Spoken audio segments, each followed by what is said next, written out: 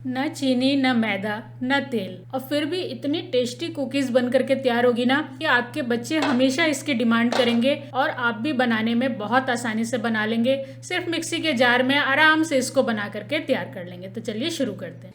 नमस्कार, सुभाष खजाना में आपका बहुत बहुत स्वागत है। देखिए, कुछ इस तरह से पके हुए केले होते हैं ना, आप कभी भी केले खरीद के लाएंगे तो 6 से कम तो खरीद के लाएंगे नहीं। तो क्या करते हैं कि 6 के 6 खत्म नहीं होते हैं। तो मेरे घर में तो हमेशा ही इस तरह के पके हुए केले जरूर बच जाते हैं। बच्चे मंगा तो लेते हैं खाने के लिए, लेकिन टाइम से खाते नहीं है, और फिर ये गर्मी के मौसम में जरूर पक करके वो 2 से 3 दिन में पक जाते हैं ज़्यादा से ज़्यादा। तो इसका अगर सबसे अच्छा यूज़ करना हो ना, तो इसको जरूर एक बार ट्राई कीजिएगा। इन कुकीज़ को बनाकर आपने रख दिया तो बच्चे आराम से 15-20 दिन तक खाएंगे और पता भी नहीं चलेगा उनको कि हमने इस पके हुए केले से कुकीज़ बना करके तैयार किया है। तो देखिए, मैंने आज तो सिर्फ एक केला लिया है, उसको अच्छे से मैश कर दिया है। आप 2 या 3 भी क्वांटिटी में ले सकते हैं। अब मैं इसको बिल्कुल परफेक्ट नाप में बना करके आपको बता रही हूँ, क्योंकि बहुत लोगों की डिमांड थी कि मैडम कटोरी में मत बताइए, आप अच्छे से नाप बताइए। तो ये मेजरिंग कप होते हैं ना, उनसे मैं आज बना करके तैयार कर रही हूँ। तो लगभग 1/4 कटोरी कप मैंने घी ले लिया है, और इसमें मैंने हाफ कप के करीब गुड़ को बारीक बारीक तोड़ करके ले लिया है। क्योंकि मेरे पास गुड़ का पाउडर नहीं था तो मैंने बारीक तोड़ करके लिया। अब इस घी और गुड़ को अच्छे से मिक्स करना है, इसको बिल्कुल क्रीमी टेक्सचर में लेके आना है। तो मेरा क्या हुआ ना कि गुड़ मैंने टुकड़ों में काटा था, इसलिए अच्छे से मिक्स नहीं हो पा रहा था। तो मैंने क्या किया, इसको एक मिक्सी का जार ले लिया कुछ इस तरह से, और उसके बाद इसमें अपने गुड़ और घी के जो मिक्सचर है ना, उसको इसमें ट्रांसफ़र कर दिया, और फिर थोड़ी देर के लिए इसको ब्लेंड कर दिया। ज़्यादा देर मत कीजिएगा, ज़्यादा से ज़्यादा आपको 30 सेकेंड में बहुत अच्छा ये क्रीमी टेक्सचर में बन करके आ जाएगा। तो ये बहुत अच्छा प्रोसीजर है। अगर आप चीनी से भी बना रहे हैं ना, तो चीनी और घी को अच्छे से मिक्स करना है ना, तो आप इसको अच्छे से इसी तरह से ब्लेंड कर दीजिएगा, तो बहुत अच्छी तरह से आपका मिक्सचर क्रीमी टेक्सचर में बन करके तैयार हो जाता है। तो देखा आपने, अब ये हमारा अच्छे से क्रीमी टेक्सचर में आ गया। अब इसमें बाकी का प्रोसीजर करेंगे आगे का हम। इस तरह से मैंने थोड़ा सा वनीला एसेंस इसमें डाल दिया है, ये ऑप्शनल है।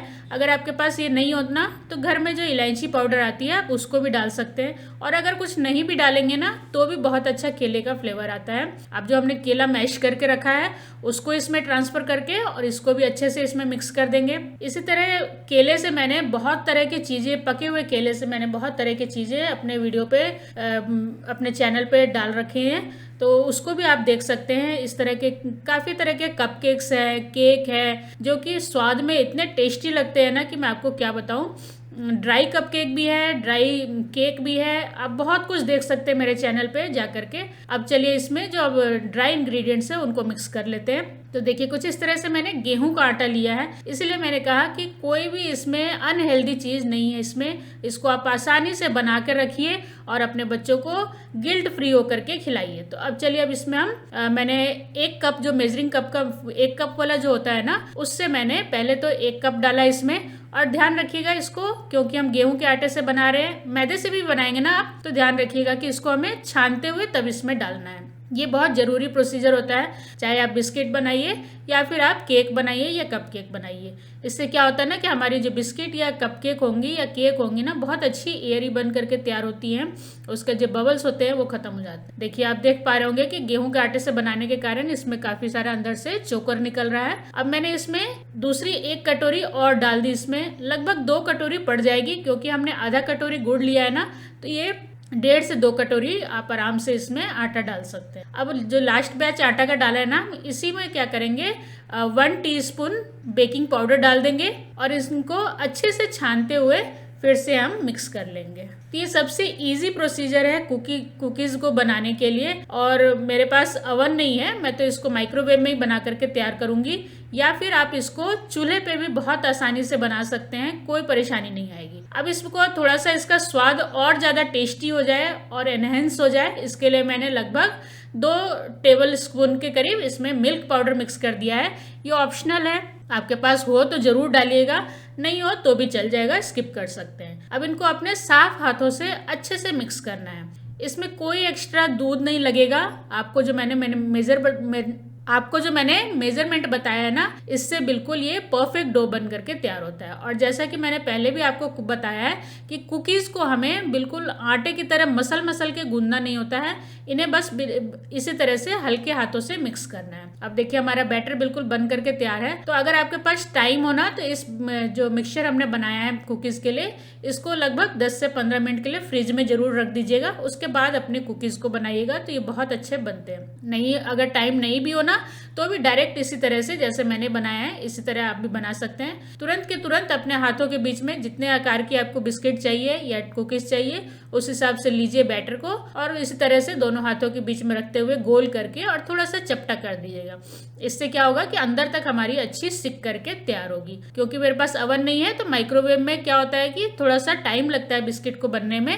तो जितनी अच्छी पतली रखेंगे ना आप, उतनी अच्छी आपकी बन करके तैयार होगी और ज़्यादा ऊपर से लाल नहीं होगी। तो बस इसी तरह से अपने ट्रे में सारी कुकीज़ को लगा लीजिए। अब इसको और ज़्यादा फैंसी बनाने के लिए, या लगे कि हाँ बच्चों को कि मम्मी ने मार्केट से खरीद के लेके आया, मैंने क्या किया है, इस तरह से चॉकलेट वाली जो बिस्किट आती है ना, उसको थोड़े थोड़े छोटे छोटे टुकड़ों में काट करके और ऊपर से इसको सजा दिया है।